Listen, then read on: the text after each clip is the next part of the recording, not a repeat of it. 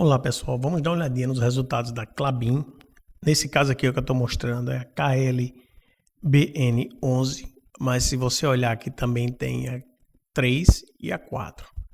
Tá? Aí tem para todo gosto. Cotada R$ 21,08 e teve uma alta, está com alta nesse momento pelo menos de 0,57% e pagando 3,39% de dividendos.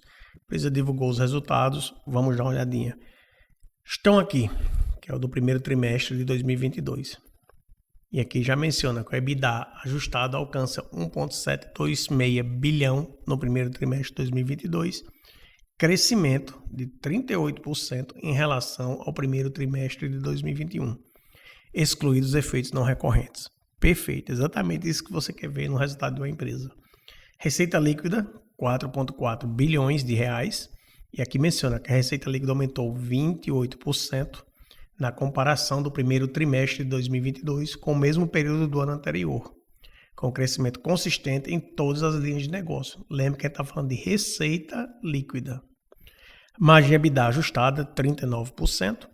A margem EBITDA ajustada foi de 39% no primeiro trimestre de 2022, 3 pontos percentuais acima do primeiro trimestre de 2021, excluídos efeitos não recorrentes, resultado dos reajustes de preços realizados ao longo dos últimos trimestres.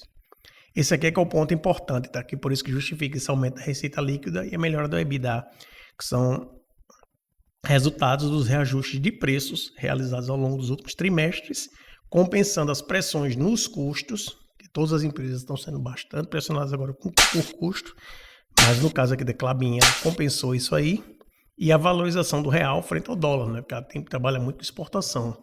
Evidentemente, se o real valoriza em relação ao dólar, o resultado final da empresa, em teoria, seria impactado, mas esses reajustes compensaram isso.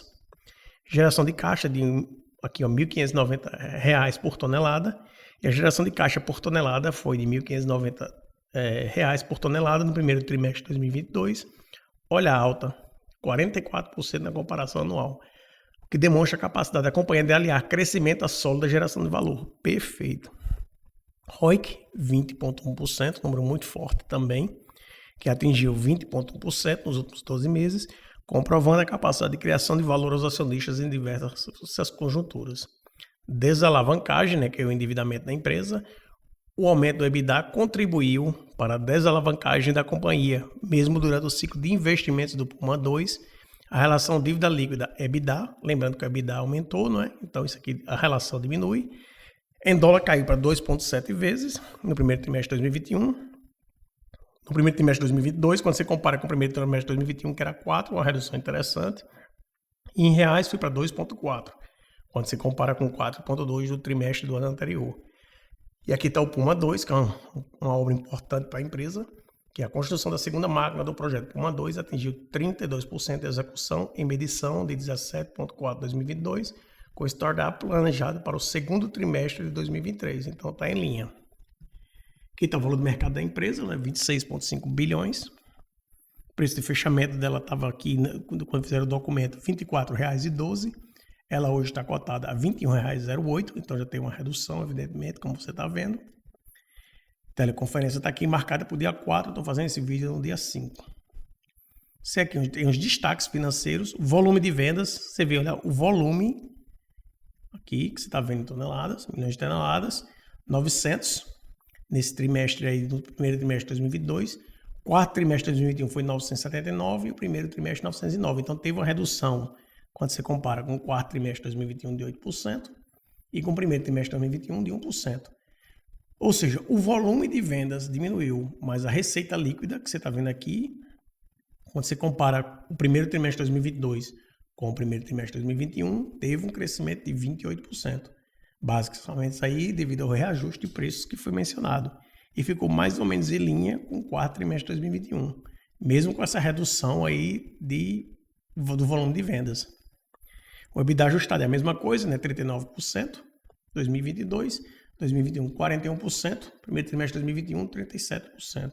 E quando você exclui os fatores não recorrentes, primeiro trimestre de 2021 cai para 36%, quando você compara com o primeiro trimestre de 2022, 39%, você vê aí uma melhora nos números. Lembrando que isso aqui é um setor cíclico. Lucro, prejuízo. Você está vendo aqui um lucro no primeiro trimestre de 2022 de 875 milhões de reais. Quando você compara com o primeiro trimestre de 2021 de 421 milhões, você viu um acréscimo aí de 108%. Quando você compara com o quarto trimestre de 2021, você vê um decréscimo de 17%. Você teve essa redução do volume de vendas, você teve uma melhora da receita líquida, mas você tem um grande alta aí dos custos operacionais, evidentemente. E aí afetou, impactou um pouco e saiu no resultado. Mas de toda forma, é um lucro interessante. Mostra que esse aumento de preço da empresa aí foi forte e ajudou bastante no resultado. Endividamento baixou, como você já sabe, e a parte de investimentos teve um aumento de 23% em comparação ao primeiro trimestre de 2021. O último ponto que eu quero mencionar aqui é o que está aqui na página 11. Esse documento aqui é bem interessante, tá? Quem quiser ler isso aí na página, a parte de relação com investidores, que é o custo caixa de celulose. Nesse segundo parágrafo, o custo caixa de produção de celulose no primeiro trimestre de 2022 foi de R$ 1.291 por tonelada, 66% superior em relação ao primeiro trimestre de 2021, excluídos os efeitos de parada geral de manutenção realizada no trimestre. E aí as principais razões para este aumento estão relacionadas à forte alta nos preços das commodities, que impactaram os custos de combustível, como todos os setores basicamente, né? E insumos químicos, sobretudo clorato de sódio e soda cáustica. Então isso aqui evidentemente impactou bastante o preço, né? O aumento de 66% e a empresa ainda tem aquele resultado em termos de lucro líquido, mostra que realmente o reajuste que a empresa fez funcionou e que ela tem força e tem capacidade de fazer isso. E aqui fica que o custo em dólares foi $247 por tonelada no primeiro trimestre de 2022, contra $141 por tonelada no primeiro trimestre de 2021. Influenciado também, além disso, tudo que a gente já mencionou acima, pela valorização do real frente ao dólar no período. Tá bem? Então, em resumo, os números da Klabin, na minha opinião, vieram bons. Esse reajuste de preço que a empresa fez ajudou bastante a empresa. E esse ano 2022 tende a ser um bom ano para a empresa também.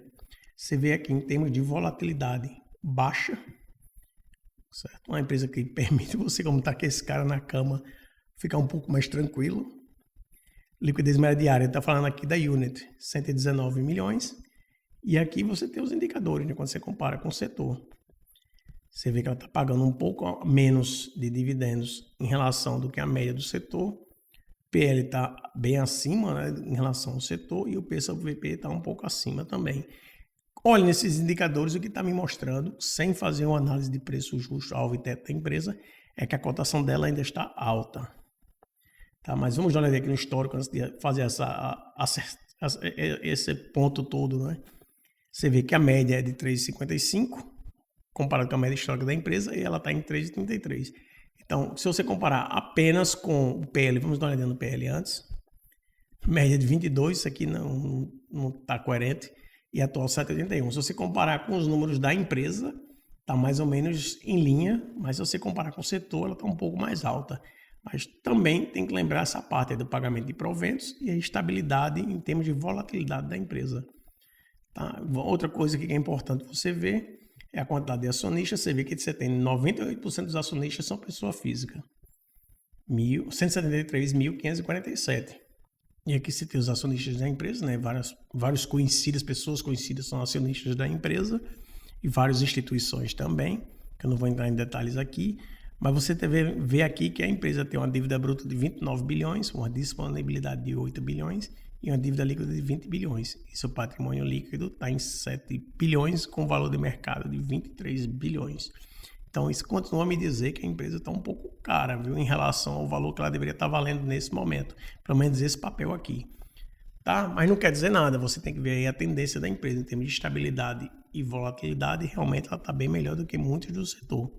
Tá bom? Então, em resumo, foi um bom resultado para a Klabin. Expectativa para 2022 é de um bom ano para a empresa também, mas na minha opinião, a empresa está com a cotação um pouco alta. Mas aí depende muito da sua estratégia e do seu pensamento. Se você pensar a muito longo prazo, pode ser que seja um bom ponto de entrada. Mas lembrando, na indicação de compra ou venda, faça a sua pesquisa. Nos vemos na próxima. Até mais.